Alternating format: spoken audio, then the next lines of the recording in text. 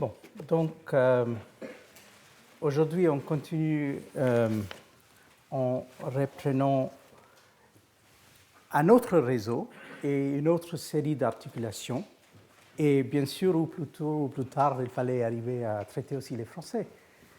Et alors donc aujourd'hui, c'est mon intention de commencer une petite série que je vais continuer donc la semaine prochaine et la semaine d'après, et finalement aussi pour voir un peu l'intersection entre la question de l'articulation des réseaux français et un certain nombre d'autres thèmes que j'avais traités par le passé, par exemple le rapport avec l'Empire ottoman, le rapport avec l'Empire moghol. Mais il faut quand même se rendre compte que si on regarde cette carte de ce qui serait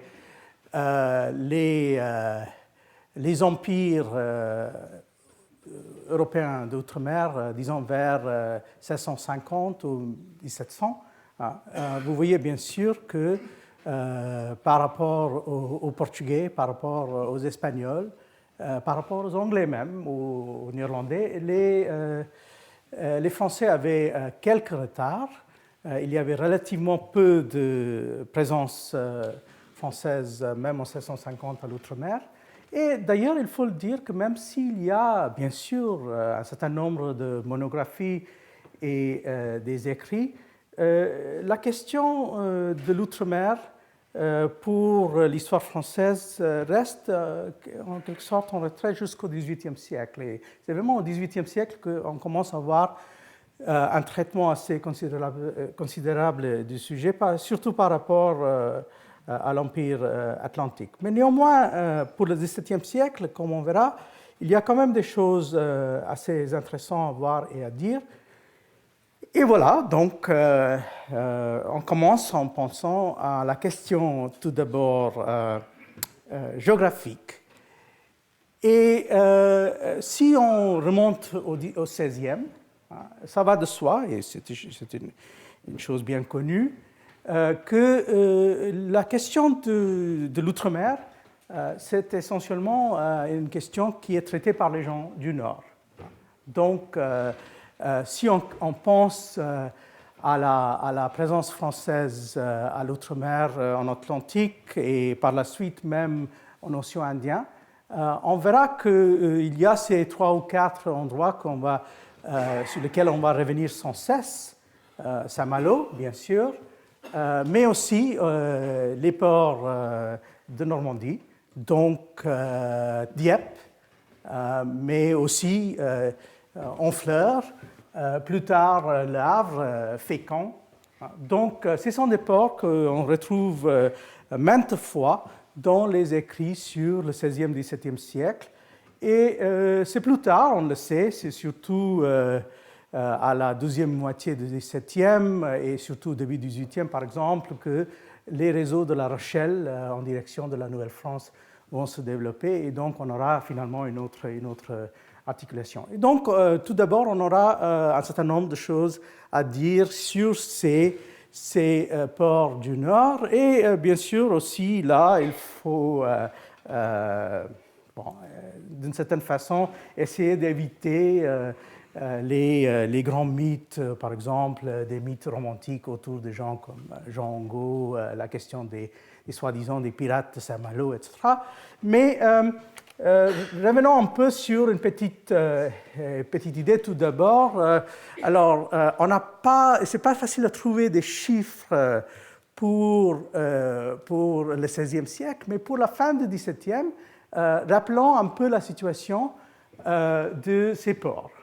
C'est-à-dire pour l'ensemble de la France, j'ai trouvé ça dans un travail qui est déjà un peu daté, mais néanmoins qui garde son intérêt, d'ailleurs de Jean Delumeau, où il nous a démontré qu'en effet, même en 1687, Saint-Malo reste le port le plus important au niveau des grands navires de haute mer en France, suivi par Le Havre, un port qui a gagné d'importance au XVIe siècle. Mais Dieppe garde son importance et par la suite, donc, on arrive à ces autres ports, La Rochelle et en fin de cette liste Marseille, qui aura donc son heure de gloire un peu plus tard.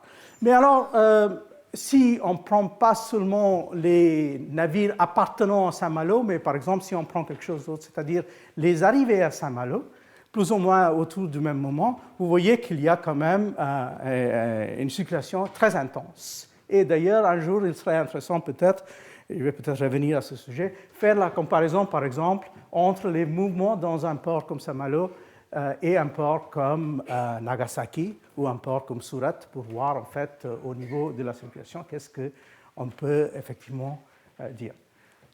Alors, donc, comme je vous ai dit, il faut tout d'abord commencer par le nord, et il faut commencer aussi par le nord parce qu'on sait qu'au XVIe siècle, les premières tentatives d'articuler des grands réseaux à l'échelle, disons, transcontinentale viennent précisément de ces ports. On connaît l'histoire des premiers de ces noms, c'est une histoire un peu controversée. C'est l'histoire donc de quelqu'un qui appartient justement à Honfleur, pommier de Gonneville, qui est parti dans un voyage en 1503-1505 en Atlantique Sud. Il a été pris dans une tempête et il a trouvé des terres. Il est revenu finalement en 1505 chez lui en apportant avec lui quelques indigènes de ces terres. Et c'est devenu un sujet très controversé parce qu'on a écrit une histoire des gens de sa famille au XVIIe siècle. On a donc voulu dire qu'il est allé en océan Indien. Il était accompagné par quelques pilotes portugais, il faut le dire, qui avaient aussi participé dans des expéditions portugaises de la fin 15e, début 16e. Mais finalement, au XVIIIe et surtout au XIXe siècle, on est arrivé à la conclusion qu'en fait, Gonneville est allé au Brésil. Parce que les quelques mots qu'on a retenus de la langue parlée par les indigènes qu'il a rapportés avec lui semblent plus ou moins apparentés au Tupi. Donc, c'était l'idée, mais néanmoins, il y avait un mythe qui est resté très fort, c'est-à-dire que Gonneville est allé en océan Indien, et en fait, c'était pour certains une façon, par exemple, d'affirmer le droit des Français par rapport à une île comme Madagascar, en disant qu'en fait, il est rentré dans l'océan Indien et il a atterri à Madagascar, donc ça serait une façon d'affirmer cette présence, mais en réalité, c'est très peu probable. Je ouvre et ferme une petite parenthèse. Dans les derniers temps, il y a eu une petite controverse. Quelqu'un a voulu affirmer que l'histoire de Gonneville a été inventée de toutes pièces, qu'il n'a jamais voyagé, qu'il n'a jamais fait quoi que ce soit, mais c'est normalement pas accepté par la plupart des spécialistes du sujet. Alors, par la suite, donc, toujours dans le cadre de ces gens du Nord, on a bien sûr l'histoire, encore une fois, assez bien connue et très bien étudiée par celui qui s'est occupé de ces sujets, Michel Mola, en particulier, c'est-à-dire c'est l'histoire des Florentins, des Verrazzano, qui, eux, étaient plus ou moins dans la mouvance de Angot et donc de Dieppe, et qui ont donc monté deux expéditions. La première en Amérique, et ils ont plus ou moins exploré ce qui serait l'embouchure de la rivière Hudson. Donc, ils ont été aussi dans ce qui serait aujourd'hui le New Jersey, et d'ailleurs, il y a un pont, le pont Verrazzano en New Jersey, justement à cause de ça. Et ils ont aussi monté une petite expédition sans beaucoup de succès en océan Indien. Et ça a été répété 3 fois par la suite. Donc, il y a l'expédition des Verrazzano en direction de l'Indonésie. C'était leur intention d'aller en Indonésie. Ensuite, il y a cette petite expédition, toujours de Dieppe, de Brely de Funag. Et je vais revenir sur cette expédition. C'est parmi ces expéditions la moins connue, mais aussi avec l'intention d'aller chercher le poivre de l'Indonésie au Sumatra. Et ces deux expéditions ont eu beaucoup de difficultés avec les Portugais. Et ils ont été attaqués. Dans certains cas, ils ont même fait naufrage. Il y avait toujours ce rapport difficile, car, bien sûr, selon le traité de Tordesillas et la confirmation faite dans les négociations des années 1520, les autres pouvoirs catholiques, en principe, n'avaient pas le droit de rentrer en océan Indien.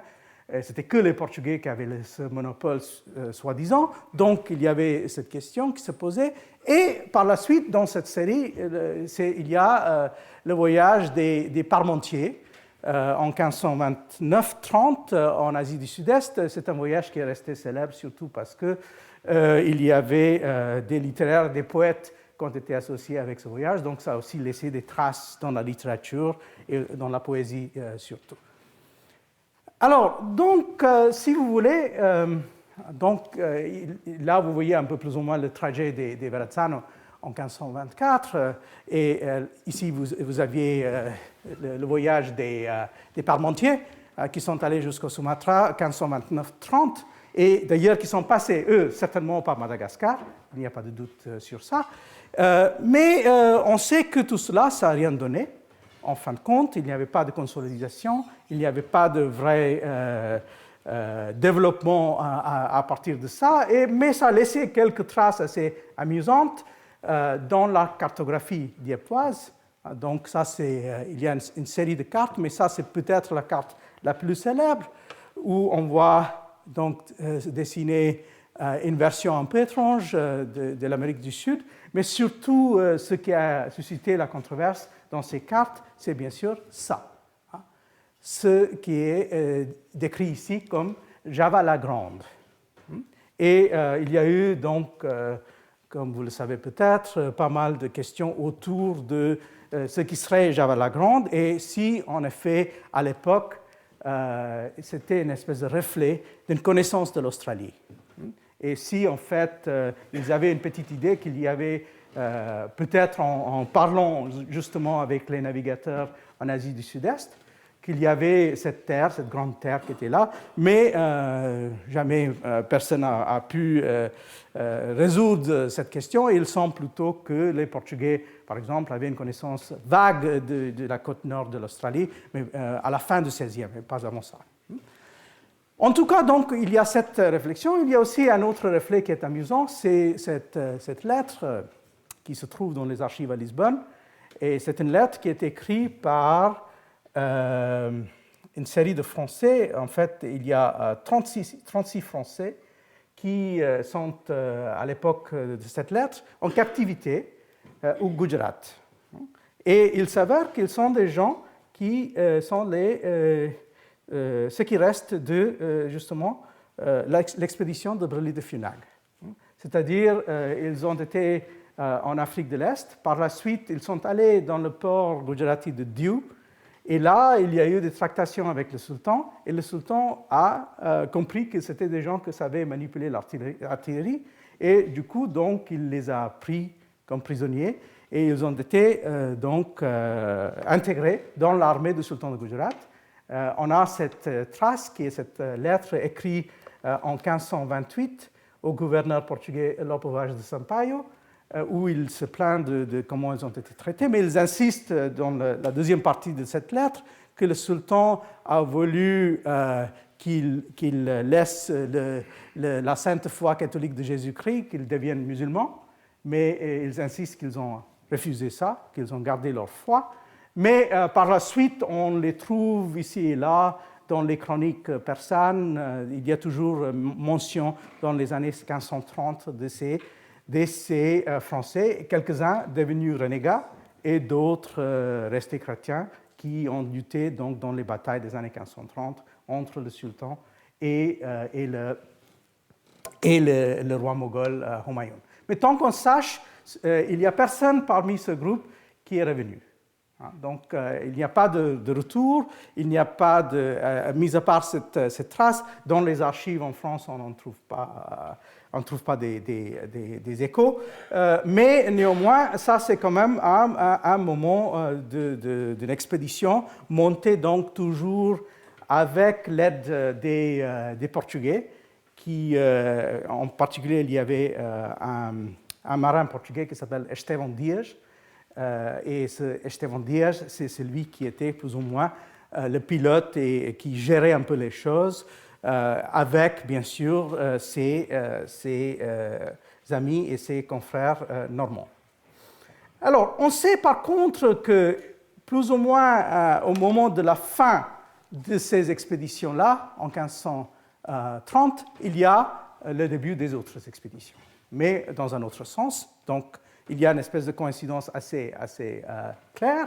On abandonne ces projets vers l'Asie et par contre, on va vers ces projets en direction de l'Amérique. Donc, on a Jacques Cartier qui part dans une première expédition, qui fait l'exploration de la rivière de Saint-Laurent, ce qui deviendrait plus tard, bien sûr, au XVIIe siècle, la colonie, bien sûr, de Nouvelle-France, de Québec. Et il y a donc aussi cette deuxième expédition, où là, on est dans un cadre qui devient le cadre, moi je dirais, presque classique de ces explorations françaises. C'est-à-dire un cadre où, d'un côté, on a Cartier qui représente, c'est un Malouin, qui représente un peu l'esprit mercantile et plus ou moins autonome. Et de l'autre côté, on a Roberval qui est imposé par la couronne. Et cette expédition qui va durer un peu plus qu'un an va se solder dans un échec, mais dans un cadre qui va se répéter, parce que c'est toujours le cas que, manifestement, il y a une espèce de tension entre ces tentatives des particuliers et la couronne qui a un rapport très compliqué avec ces tentatives. La couronne qui va vouloir imposer parfois des institutions, parfois un rapport de force entre les représentants de la couronne et les autres. Et bien sûr, dans le cas de Cartier de Roberval, Cartier va abandonner l'expédition, Roberval sera obligé de revenir plus tard. On va donc abandonner cette idée pour ensuite aller vers le sud. Ça, c'est le cas le plus connu parmi toutes les expéditions françaises du XVIe. C'est l'expédition de la baie de Guanabara, de Villegagnon, ce qui nous a laissé beaucoup de traces, dont surtout les textes de Jean de Léry, mais aussi les textes de TV.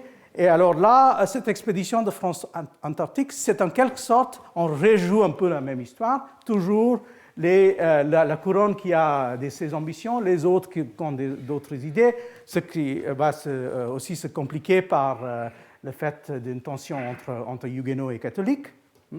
Et enfin, là encore, on sait qu'au bout de 3 ans et demi, 4 ans, c'est abandonné.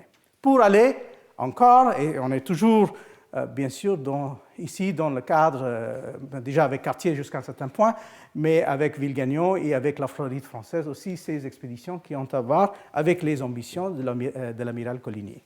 Donc, qui va essayer par la suite de monter une expédition et construire des forteresses en Floride. Et là encore, ça va donner un échec, mais un échec assez sanglant, car les Français sont, dans ce cas particulier, massacrés par les Espagnols, pas tous, mais presque tous. Et ça, c'est donc la fin, pour le XVIe siècle, plus ou moins.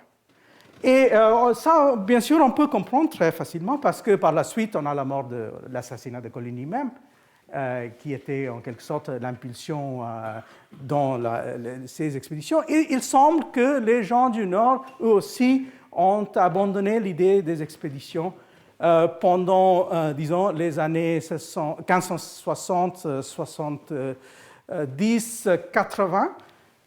Mais ce n'est pas le cas que tout a terminé comme ça aussi abruptement. On sait que ça a donné quelques résultats, même au niveau des textes publiés. Il n'y a pas de nom, mais c'est un texte qui est lié avec Cartier. Et probablement, en partie, il a aussi participé dans sa production. C'est le bref récit et succincte narration de la navigation faite aux îles du Canada, et etc., publié en 1545. Alors donc, si on va vers l'historiographie et la littérature secondaire du XXe, début XXIe siècle, je vous ai dit que ce n'est pas considéré comme un grand sujet, mais c'est quand même un sujet. Ce n'est pas comme si ça a été entièrement abandonné. Même quelqu'un comme Fernand Braudel, dans un de ses moments, je dirais, moins connus, a consacré cet ouvrage collectif, Le Monde de Jacques Cartier, qu'il avait fait justement avec Michel Mola et d'autres, même si ce n'était pas un de ses vrais sujets, moi je dirais. Et bien sûr, il y a surtout la production autour de Saint-Malo, comme surtout ce livre très important d'André l'Espagnol, Les Messieurs de Saint-Malo, mais il y a aussi, je crois qu'il y a aussi un roman qui a plus ou moins le même nom. Mais il y a aussi, bien sûr, cet autre livre, un livre assez important, mais traitant la question des Français de la terre et de la mer sur la longue durée, du XIIIe au XXe siècle, bien sûr avec une certaine attention portée à la question du XVIe, XVIIe. Mais en réalité, si on regarde les travaux qui ont repris un peu la question, il s'avère que ce sont des travaux, donc d'un côté, sur les échanges culturels, des travaux portant par exemple sur la question des missions et des rapports entre missionnaires et indigènes, par exemple, dans la Nouvelle-France.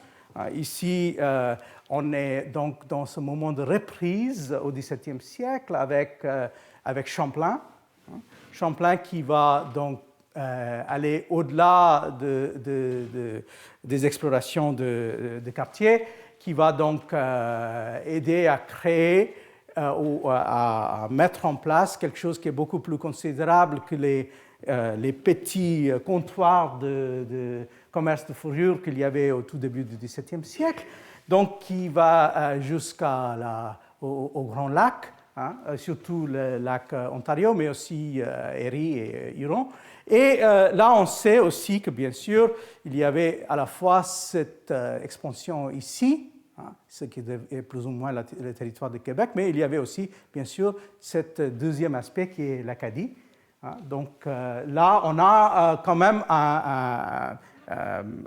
moi je dirais une production dans les derniers temps considérable, portant essentiellement sur la question des échanges culturels et même quelques tentatives, par exemple, d'écrire une espèce d'ethno-histoire en reprenant un peu le point de vue des indigènes.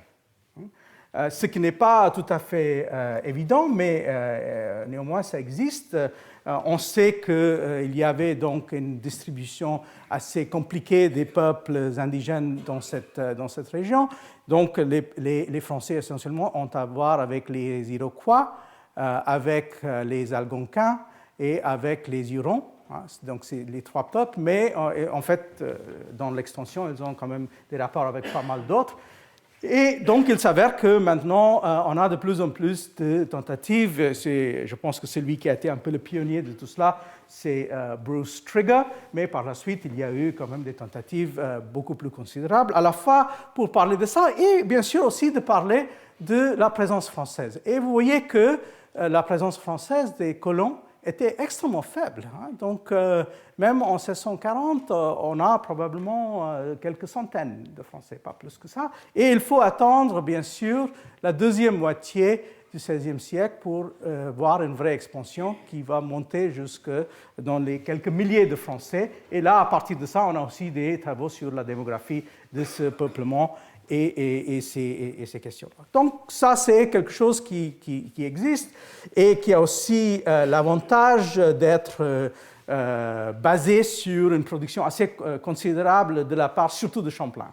Champlain qui était quelqu'un qui était, lui, en fait, un peu plus compliqué, c'est un Girondin, mais qui avait des liens avec les gens du Nord et qui est parti donc, dans une expédition qui était liée avec justement les Malouins et les Normands. Mais Champlain qui avait pas mal de talents, par exemple comme cartographe, comme hydrographe, comme dessinateur, etc. Et donc, qui nous a laissé pas seulement ces cartes, mais des textes assez importants, à la fois décrivant, ici vous voyez qu'il a sondé un peu les eaux où il est passé. Hein, et il y a aussi ces autres matériaux liés avec Champlain, qui parfois, on peut dire, rappellent un peu Jean de Léry. Il y a quelques ressemblances de famille, en tout cas, dans les illustrations, etc. Mais bien sûr, sans l'aspect sans insister sur cet aspect des cannibales. Mais néanmoins, vous voyez ici, par exemple, la présence des armes à feu, toute cette question qui est, on peut explorer à partir de ces textes-là. Donc, ça, c'est quelque chose qui existe, qui est un vrai fait historiographique, mais ce qui reste relativement faible, c'est l'aspect asiatique dans cette historiographie. Encore une fois, je ne veux pas dire que ça n'existe pas du tout. Bien sûr, ça existe. Mais, comme je dis, il reste relativement méconnu. Et surtout, on a un peu l'impression que ce n'est pas très bien intégré dans l'ensemble des réflexions. Alors, on sait qu'au début du XVIIe siècle, les Français, surtout les Normands et les Bretons, avaient relancé des expéditions en direction de l'océan Indien. Ça, c'est le premier de ces expéditions. C'est l'expédition qui est connue surtout par cet écrit, cette publication de 1604, qui est un écrit de quelqu'un qui s'appelle François Martin, mais normalement on l'appelle François Martin de Vitry. C'est un Breton. Mais on l'appelle François Martin de Vitry aussi parce qu'il y a un autre François Martin, beaucoup plus célèbre à la fin du XVIIe siècle, qui est celui qui a fondé Pondichéry. Donc, pour distinguer l'un de l'autre, il est normalement connu comme François Martin de Vitry.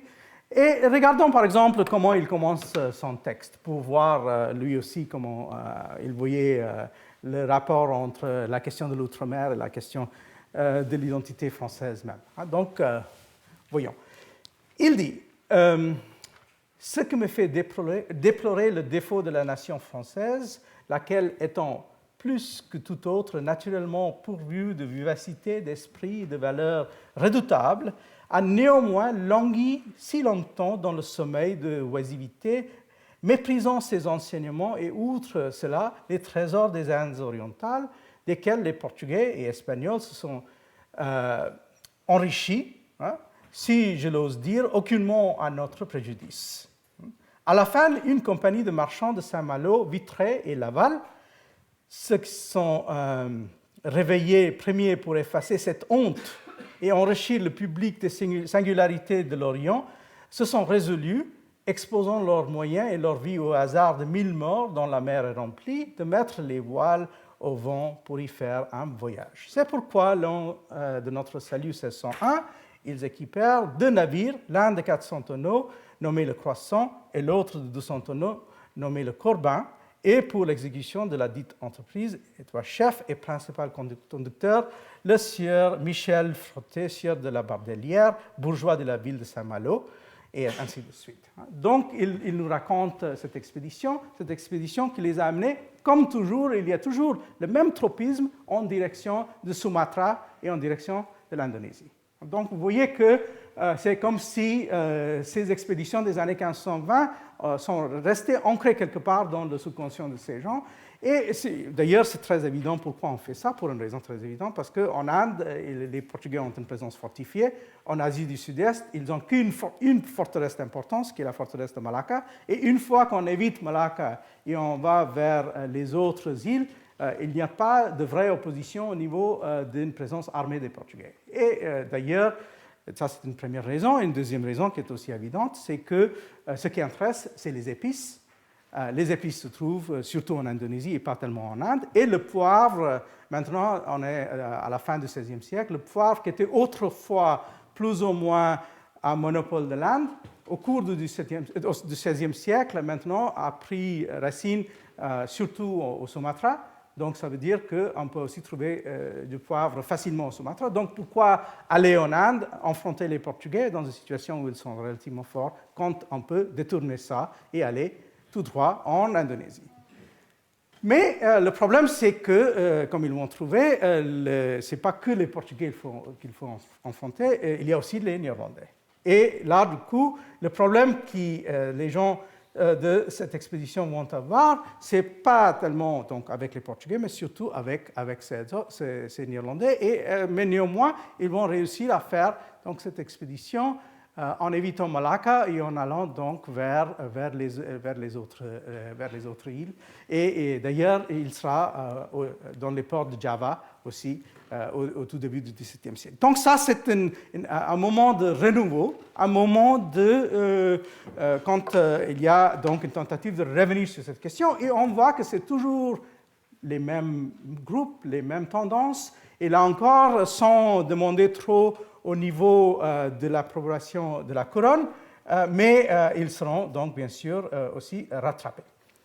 Alors, en même temps qu'on parle de ça, il faut quand même se rendre compte d'une chose, c'est-à-dire qu'il y avait des individus, des Français qui ne faisaient pas partie des expéditions, mais des individus qui sont partis en direction de l'océan Indien au début du XVIIe siècle. Il y a quelqu'un qui reste un peu mystérieux et on a un peu tendance de penser qu'il serait un peu...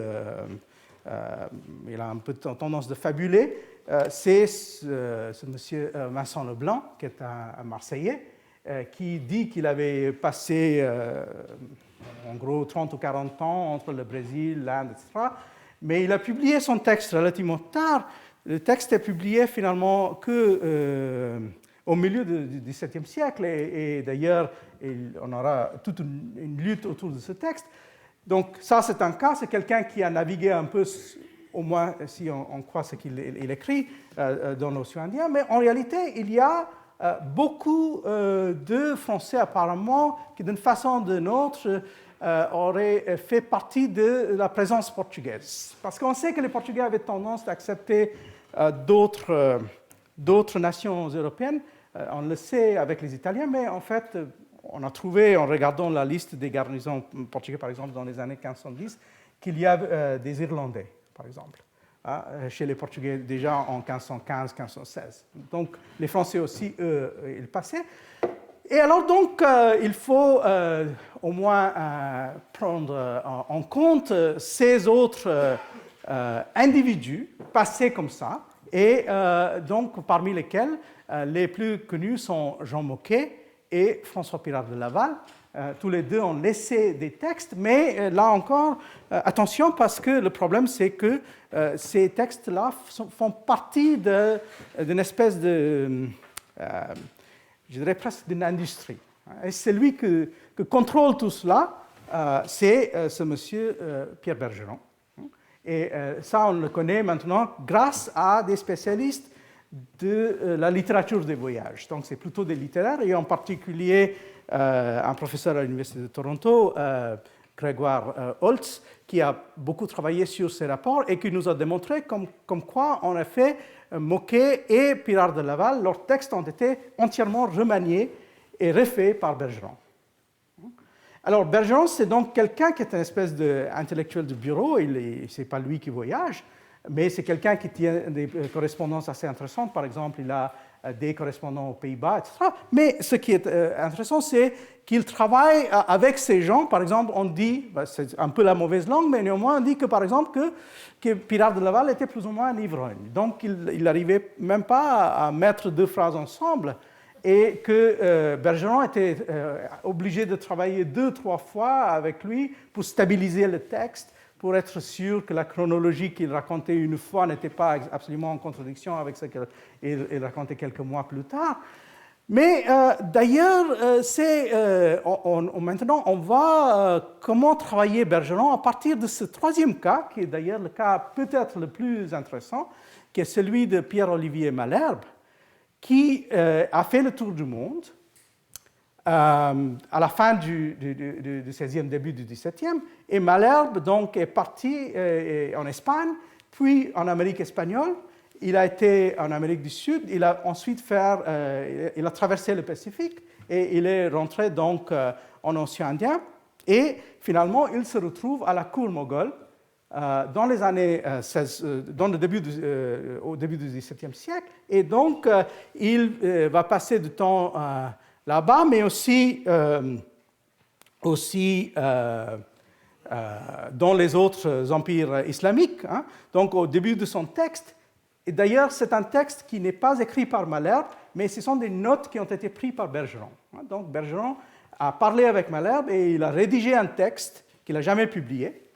Et dans ce texte, par exemple, il dit qu'il a voyagé pendant 27 ans, de 1581 jusqu'en 1608, et ont été prisonniers aux Indes occidentales, passer toutes les îles, détroit de Panama, mer du Sud, côtoyer la partie australe du Pérou jusqu'au détroit de Magellan, puis vers les îles Salomon, aux Philippines, de là en la Chine, Moluques, toute l'Inde orientale et îles, côte d'Afrique jusqu'au cap de Bonne-Espérance, et enfin, etc. Il a aussi vu Mogor, Hindustan, Perse, Arabie, etc. Donc c'est quelqu'un qui a quand même fait un voyage assez considérable. Et c'est un voyage, je vous livre juste une petite partie, d'ailleurs que M. Holtz a eu la gentillesse de partager avec moi, il va le publier bientôt. Alors là, vous voyez par exemple, il est en Inde moghole. Et on est vers 1604, 5, 6. Donc il va assister à la transition entre Akbar et Jahangir. Et voilà, par exemple, son jugement sur les Moghols. Il dit, or, semble que ce prince, moins que tous les autres Mahométans, se formalise des cérémonies et façons de faire des peuples, quels qu'elles soient. Promettons aux jésuites qui sont de catéchiser les hommes, mais non les enfants de son pays.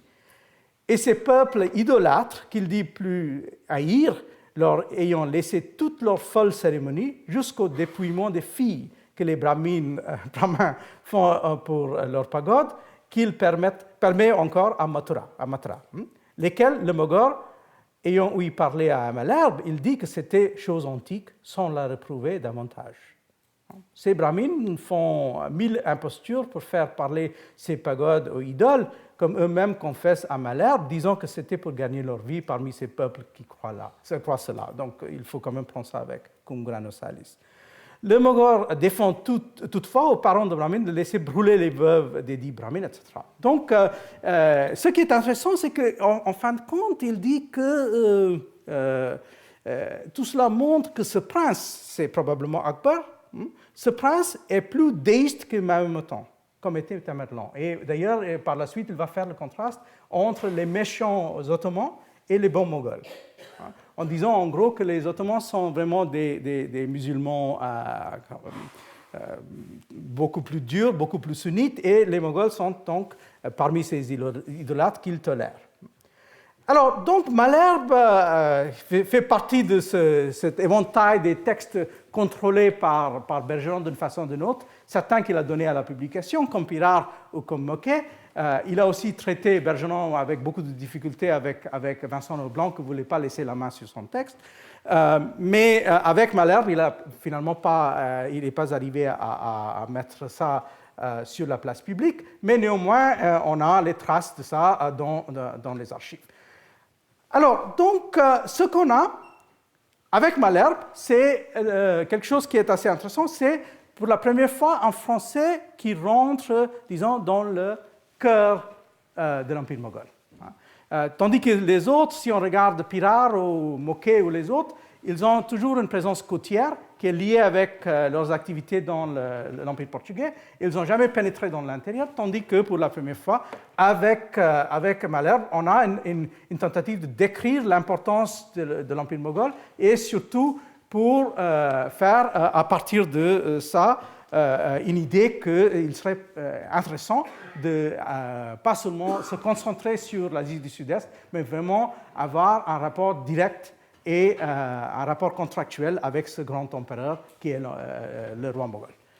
D'ailleurs, dans le cimetière chrétien d'Agra, que vous voyez ici, on a tous ces Européens qui se promenaient à l'époque, qui ont été enterrés dans ce cimetière. Donc il y a des Arméniens, bien sûr, mais il y a aussi quelques Italiens, quelques Français, mais un peu plus tard, et aussi quelques Anglais. Et on verra qu'en réalité, il est assez intéressant d'essayer de voir en quelle mesure ils se séparaient les uns des autres, ou en quelle mesure, en fait, il y avait une espèce de melting pot.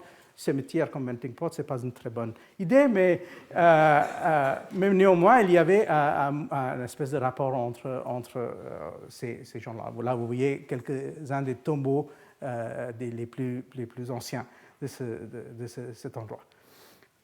Alors, donc, vous avez ça, d'un côté, toujours Bergeron, qui est une espèce d'entrepreneur, mais un entrepreneur, disons, de l'édition, un entrepreneur intellectuel.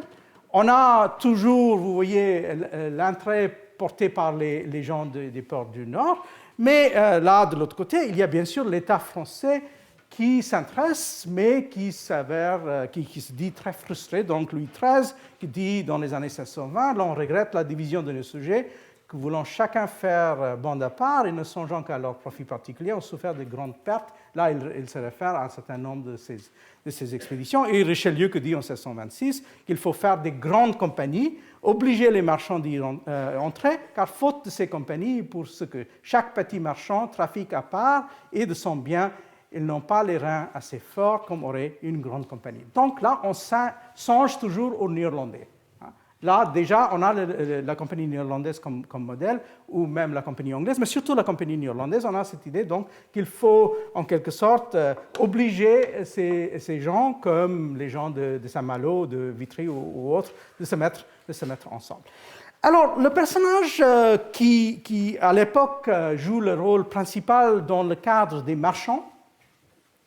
Donc là, vous voyez que l'État a son intérêt, il y a ses voyageurs, il y a les gens qui présentent les voyageurs sur la place publique comme entreprise d'édition, mais celui qui est le plus important, comme je dis, en représentant les marchands du Nord, c'est Augustin de Beaulieu, qui lui est un Normand et qui a monté des expéditions lui aussi dans les années 70 en direction de l'Asie du Sud-Est, mais qui est quelqu'un qui a des projets les uns après les autres.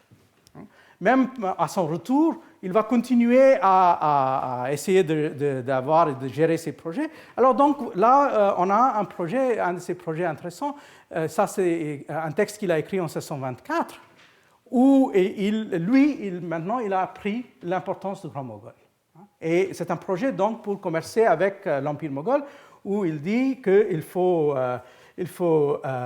donc se gagner les bonnes grâces du Grand Moghol. Et comment faire? Il dit qu'en effet, il a quelqu'un, un ami ou une connaissance en tout cas, qui est anglais de nation et qui a beaucoup vu et fait les voyages des Indes par mer et par terre, qui parle le bon persan, et qui est même marié et a mené sa femme jusqu'en cour du Grand Moghol. Donc pendant un certain temps, l'identité de ce monsieur est restée un mystère. Finalement, j'ai trouvé qui c'est. C'est un Anglais qui s'appelle Richard Steele, qui a été en Iran, puis dans la cour moghole, et apparemment qui voulait changer de maître, et qui a même proposé à Beaulieu qu'il accepterait de devenir sujet du roi de France, si il était permis à devenir plus ou moins le représentant d'une éventuelle compagnie française pour aller en Inde moghole. Mais mis à part cet Anglais Richard Steele, il y a quelqu'un d'autre qui était assez important, et c'est celui qui est mentionné à la fin de la lettre de Beaulieu. Parce que là, il dit que la communication que j'ai eue avec divers capitaines et marchands sujets de Grand Moghol et la résidence que fait en cours, dit celui, un Français nommé Augustin Guérin, à qui j'ai écrit des Indes, etc. Ça, c'est aussi quelque chose qui est assez important. Et le porteur de lettre, ce porteur vous pourra dire quelques particularités du personnage. Et il s'agit de qui? Alors ça, c'était un personnage assez important qui s'appelle Augustin Hérillard, un Bordelais, et qui se trouvait donc dans la cour moghole pendant à peu près 30 ans, entre 1605 ou 6, parce qu'il a été en Angleterre à la cour de Jacques Ier, et par la suite, il est parti en Inde. Et Augustin Hérillard est c'est un joaillier. Et donc, il y a tout ce réseau, un réseau de joailliers qui va se définir autour du rapport donc, France, Angleterre, Empire ottoman, Iran, Inde moghole. Et Hérillard est une espèce de pièce clé dans cette affaire. Alors, on connaît beaucoup de choses sur Hérillard, et d'ailleurs, on continue à découvrir des choses de lui. Il s'avère qu'on a, par exemple, dans le texte, un texte qui a été publié il n'y a pas si longtemps que ça, écrit par un marchand de Bruges qui s'appelle Jacques de Coutre. un texte, La vida de Jacques de Coutra, qui est un texte rédigé en espagnol, et c'est une espèce d'autobiographie où il raconte ses voyages dans les Andes. Et alors, Coutra, alors là, il arrive, il est en Inde mogol, il dit, y de ahí a pocos días llegué a la ciudad de corte de Agra. Salieronme a recibir 5 criados del rey mogol, una legua fuera. El uno era francés, ingeniero, y se llamaba Agustín Honorbant. Y es de saber que Honorbant quiere decir en lengua de los mejores ingeniero. Los otros eran flamencos e italianos, etc. Et donc, par la suite, quelques pages plus tard dans le texte, il nous dit que celui dont il parlait, el mismo ingeniero Agustín Honorbant, avait fait le trône de Grand Mogol. Donc, c'est ce qu'on appelle le trône de Paon. Et donc, ça a été fait par Agustín et qu'il s'appelait Honorbant, comme il l'appelle, parce que c'était une espèce d'honorifique qui lui a été donnée par les Moghols. Alors, il s'avère qu'on a quelques lettres de ce Agustín, Augustin, et voilà un peu comment il se présente, lui. Dans une de ses lettres, il nous écrit sur, pardonnez-moi, voilà. C'est une lettre où on voit déjà comment en fait son français a été contaminé par le portugais, parce qu'il a passé pas mal de temps et manifestement il parle plus français. Donc il dit, il y a 8 ans que je suis en ce pays. Le premier an moururent tous les Français que j'avais amenés avec moi. Après, je me mis au service de ce roi grand mogol, lequel, premièrement, me donnait 4 écus par jour, par mois 120, mais Asturo, l'année passée, il m'a fait capitano de 200 chevaux. Je lui fis un trône réel où il y a entre plusieurs millions d'or d'argent et plusieurs autres inventions, comme de tailler un diamant de Sanguilla en 10 jours. Les grandeurs de ce roi ne se peuvent croire. Seulement, j'en dirais 3 diamants grands et rubis valent, etc., etc. Donc, et plus, il exagère beaucoup en disant que partout où le roi va, il a avec soi 1500 000 créatures humaines, chevaliers, soldats, officiers, femmes et enfants. Alors, il nous explique qu'il avait des rapports avec pas mal de gens, qu'il voulait faire pas seulement ce commerce de pierres précieuses, mais aussi un commerce des animaux exotiques. Il a en fait envoyé à maintes reprises des éléphants de l'Inde par la voie terrestre, et à un moment donné, dans un moment un peu fantaisiste, il envoie même un rhinocéros, mais comme il nous dit, l'animal est devenu furieux et on a essayé de contrôler l'animal en faisant un trou dans son mufle et il est mort aussitôt. Bon. C'est quelqu'un qui reste très important, qui va garder des liens. Et là, je vais vous décrire un peu comment ça marche donc, à un autre niveau. Donc, vous voyez, là, c'est le réseau qui le lie avec Coutra, lui aussi marchand de diamants, des émeraudes, comme là, ça fait partie de la collection de Grand Mogol. Et on verra par la suite, d'ailleurs, qu'il y a ce rapport fait par les pierres précieuses. C'est assez crucial pour beaucoup de choses. Mais qui sont donc les correspondants et le réseau de gens comme Augustin Hérillard? Et là, on revient vers quelqu'un qui, lui, en quelque sorte, une espèce de penseur qui pense le monde. Et c'est, bien sûr, Fabri de Peresque. Donc, lui, grand personnage de la fin 16e et début du 17e, qui a attiré pas mal d'attention, qui était surtout dans le sud, autour d'Aix, et bien sûr aussi un peu de Carpentras. Là, vous avez un des derniers livres qui ont été publiés sur lui de Peter Miller, sur l'Europe de Peresque. Mais en fait, Peresque, c'est quelqu'un qui fonctionne vraiment à l'échelle mondiale. Donc, rappelons un peu les étapes de sa carrière. Il est donc né d'une famille aixoise. Il a fait des études, entre autres, à Tournon avec les jésuites. Ensuite, il a voyagé en Italie, revenu à Montpellier pour devenir docteur en droit, et il a fait des voyages donc, à Paris, à Londres et à Flandre. Il a un réseau donc, européen assez considérable. Par la suite, il est conseiller au Parlement de Provence. Mais ce qui est intéressant, c'est qu'à partir de ce moment-là, pendant 30 ans, il tient une correspondance énorme. Et on connaît les aspects les plus élevés de cette correspondance, c'est-à-dire avec Grotius aux Pays-Bas, avec Richelieu, avec Rubens, avec Gassendi, avec Galilée, avec Campanella, etc. Donc c'est vraiment quelqu'un qui a un énorme réseau de correspondants, qui a écrit un seul texte de sa vie, plus ou moins, qu'il a vraiment pu achever, qui est l'histoire abrégée de la Provence. Il est mort en 1637, mais il est en quelque sorte l'image d'un certain type de savant, c'est-à-dire qu'il ramasse beaucoup et qui ne publie pas grand-chose. Donc, on a donc Peiresc, et là, grâce à Peter Miller, on a la possibilité, c'est un peu semblable à ce qui a été fait par exemple pour d'autres personnes comme Newton. Et ici, vous aviez donc les réseaux de Peiresc. Comment, en fait, il arrive à ramasser toute cette information et tous ces objets, tous ces textes. Parce que c'est quelqu'un qui est fasciné par les médailles, par les questions de numismatique, mais aussi par les textes, par les écritures exotiques.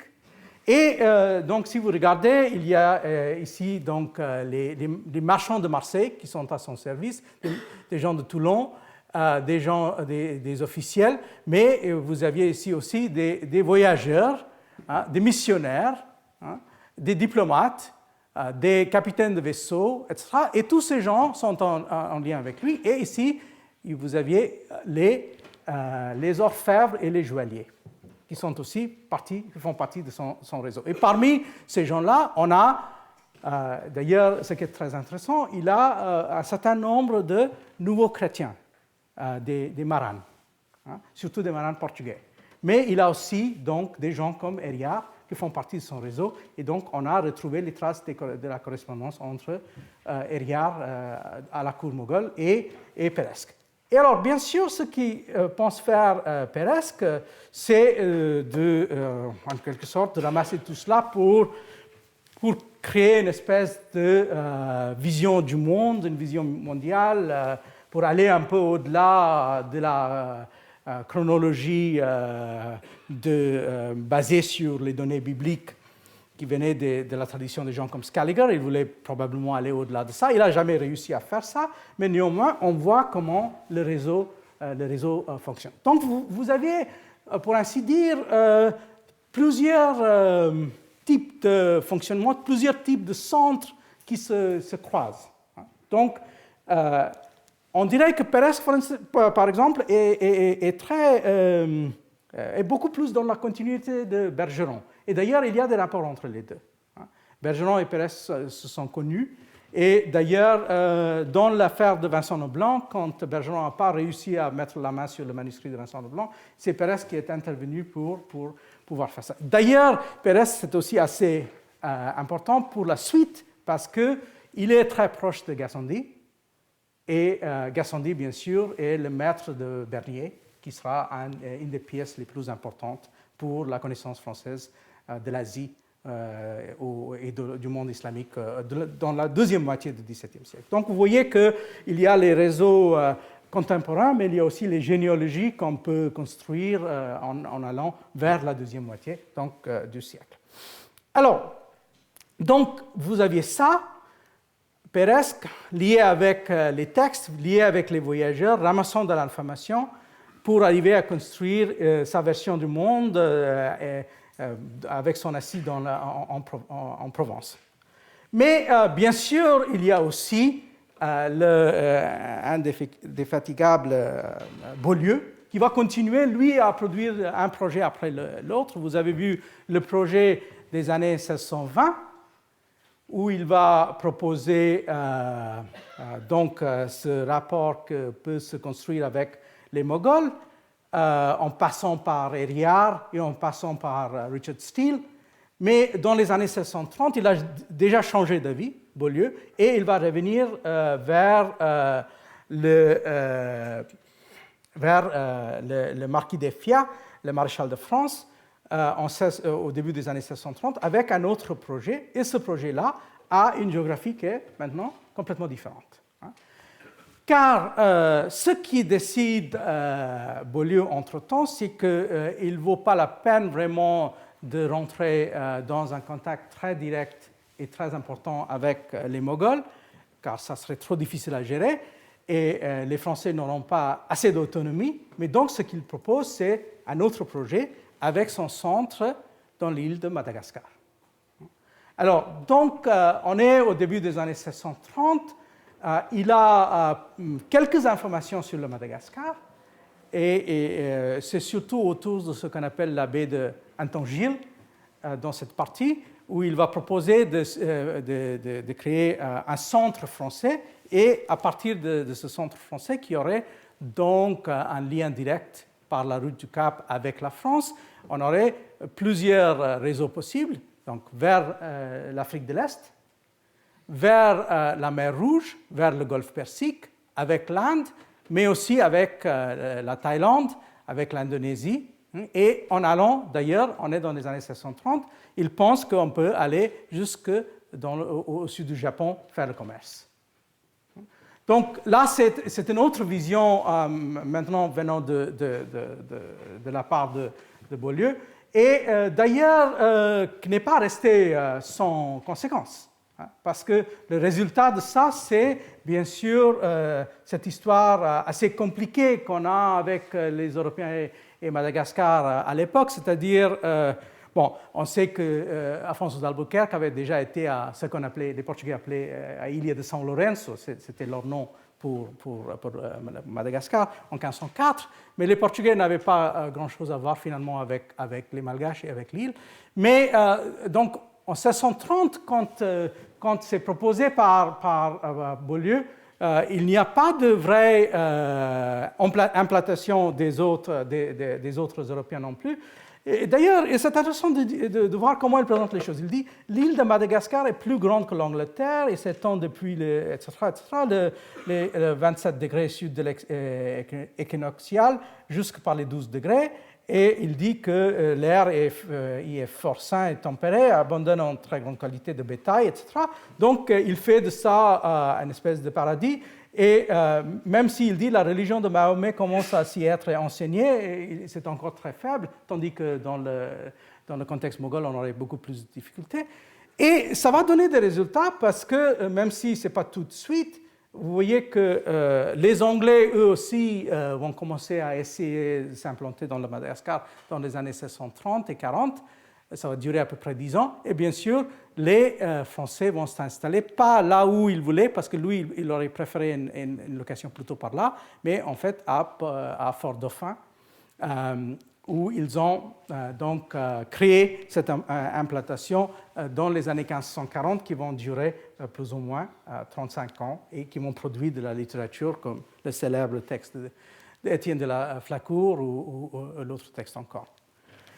Alors donc, si on prend tout cela, et c'est en quelque sorte pour vous donner une espèce de préhistoire pour aller vers deux choses. C'est là où je vais reprendre la semaine prochaine.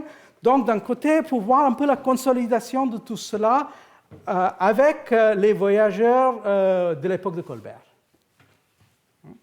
Et ces voyageurs, contrairement à ce qu'on voit dans les cas que j'ai traités jusque-là, seront liés avec quelque chose qui est un projet central et centralisateur, qui est le projet de la Compagnie des Indes. Donc, mais pendant 50 ans ou même plus, il y a eu toutes ces autres tentatives, tous ces autres niveaux de penser les choses, et vous voyez que le projet, déjà maintenant dans les années 1630 ou 40, même si c'est en partie une question des entrées des gens du Nord, il y a maintenant beaucoup plus de gens ailleurs, comme par exemple le Fabry de Peiresc, qui lui est carrément quelqu'un qui vient de beaucoup plus au sud, des intellectuels, même des gens à la cour qui commencent à voir l'intérêt de l'affaire. Mais le problème, c'est toujours comment articuler, comment réconcilier ces tendances différentes, car il y a toujours le problème de faire, comme disait Louis XIII, bande à part, le désir de l'autonomie des gens du Nord par rapport aux idées des gens comme Colbert, qui avaient bien sûr une autre notion des choses. Et là, donc, on va traiter cette question à partir de quelques-uns de ces personnages du milieu du siècle, Tavernier, Bernier, Chardin, mais surtout François Le Gousse de la Boulaye, un homme très important dont le rôle dans ces questions a été un peu délaissé et qui était, lui, vraiment un voyageur à l'échelle globale, qui avait une connaissance très bien de toute une série de choses. Et donc, c'est là où on va reprendre les choses d'ici une semaine.